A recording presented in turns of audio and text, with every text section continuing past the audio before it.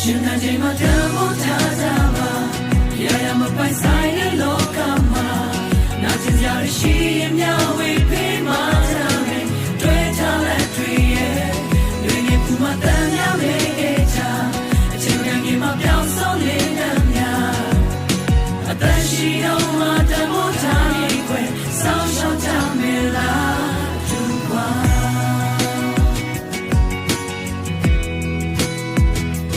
ရှင်နာချိန်မှာတမို့ထားကြပါရရမပိုင်ဆိုင်